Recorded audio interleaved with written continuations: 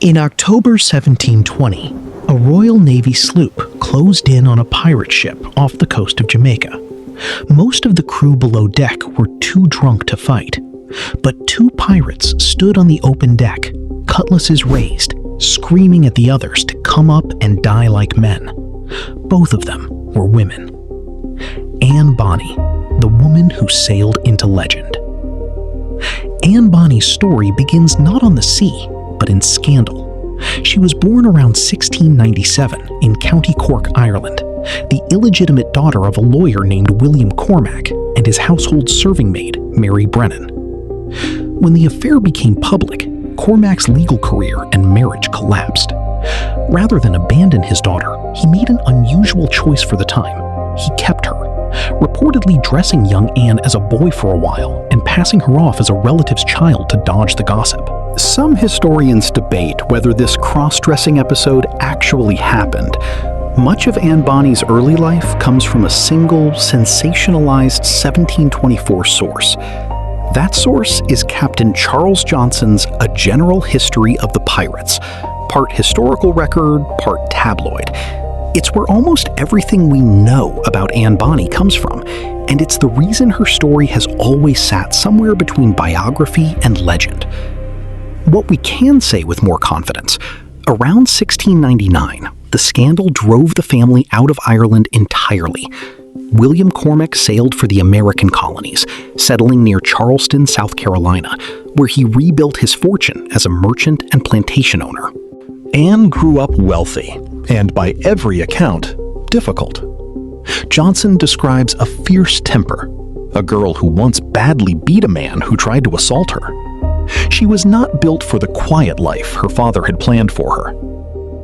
That quiet life ended around 1718, when Anne married a small-time sailor and sometime pirate named James Bonny. It was, by most accounts, a marriage of rebellion more than love, a way to defy her father, who reportedly disowned her for it. James Bonny brought her to Nassau in the Bahamas, at the time the closest thing the pirate world had to a capital city. Nassau in 1718 was lawless, crowded with rum, stolen goods, and some of the most notorious pirates of the age. It's here that Anne meets the man history would tie her to forever, Captain John Calico Jack Rackham. Rackham wasn't the fiercest pirate captain of his era. He's remembered more for his flair, his calico print clothes, his flag with the skull over crossed swords, than for his violence.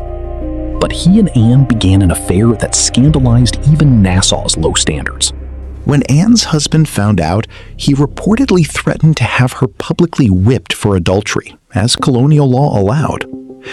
Rackham tried to buy her freedom from James Bonny outright, offering him money for a formal divorce, a practice that, remarkably, had some precedent in pirate territory. It didn't work, so Anne made the decision herself. Sometime around 1719, she cut her hair, dressed as a man, and went to sea with Rackham anyway, leaving her husband and her old identity behind entirely. Aboard Rackham's ship, Anne wasn't a passenger. Witness accounts from later trials describe her working, fighting, and standing watch like any other member of the crew, most of whom reportedly knew she was a woman and worked with her anyway. It was aboard this crew that she met the second woman whose name would be linked with hers forever, Mary Read. Read had her own remarkable history.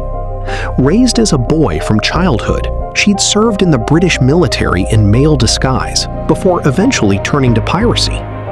When Rackham's crew captured the ship she was sailing on, Read joined them. Accounts differ on how close Bonny and Read actually were. Some contemporary sources hint at conflict between them, others at deep loyalty. What isn't disputed is this. By the accounts of captured sailors who later testified against them, Bonny and Read were among the most aggressive fighters on the ship, cursing, drinking, and fighting alongside the men, sometimes surpassing them. One captured crew member, Dorothy Thomas, testified that the two women wore men's jackets and long trousers, with handkerchiefs tied around their heads, and that they were, in her words, extremely coarse in language and always willing to take part in any violence aboard. By October 1720, Rackham's crew had a bounty on their heads. A pirate hunting sloop commissioned by the governor of Jamaica, Captain Jonathan Barnett, tracked them down off the coast.